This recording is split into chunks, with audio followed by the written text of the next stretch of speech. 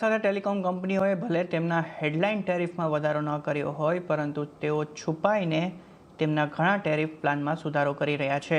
તો કઈ કંપનીઓએ કેટલા ફેરફાર કર્યા છે અને આ સિવાય તમારા મોબાઈલ બિલ પર આની શું અસર થશે તેની વિગત લઈએ સહયોગી કરણ નેગાંધી પાસેથી. કરણ, ટેલિકોમ કંપનીઓના પ્લાનમાં શું ફેરફાર થયા છે? જી, તો દેશની દરેક કંપનીએ પોતાના પ્લાનમાં જે છે તે સુધારો કર્યો છે, કે એમ કહીએ કે છુપી રીતે થોડો વધારો કર્યો છે.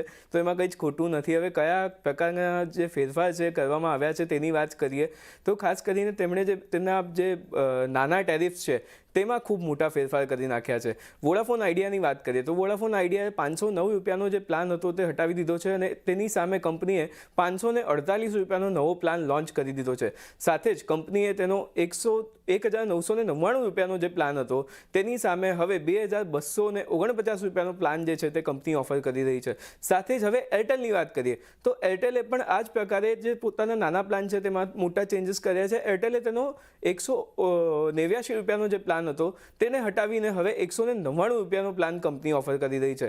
રિલાયન્સ જીઓની વાત કરીએ તો કંપનીએ તેનો જે ₹209 પોપ્યુલર પ્લાન હતો તે ઘણા પ્લેટફોર્મ પરથી હટાવી દીધો છે અને હવે તેની સામે કંપની ₹249 પ્લાન જે છે તે ઓફર કરી રહી છે. હવે સરકારી કંપની BSNL પણ આમાંથી પાછળ નથી.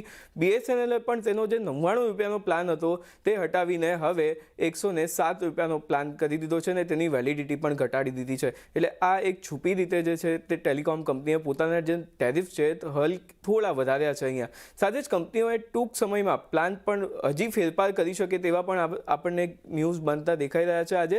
અને બીજી તરફ એ પણ વાત છે કે જુલાઈ 2024થી જે હેડલાઇન ટેરિફ છે કંપનીના તેમાં કોઈ પણ પ્રકારનો વધારો નથી કરવામાં આવ્યો. હવે શું અત્યારે કોઈ ટેરિફ હાઇક આવી શકે છે કે નહીં તે તો આપણે જોવું રહ્યું, પરંતુ હા, અત્યારે જો તમે નાનું રિચાર્જ કરાવો છો તો એ ચોક્કસ તમને થોડું તો મોંઘું પડશે.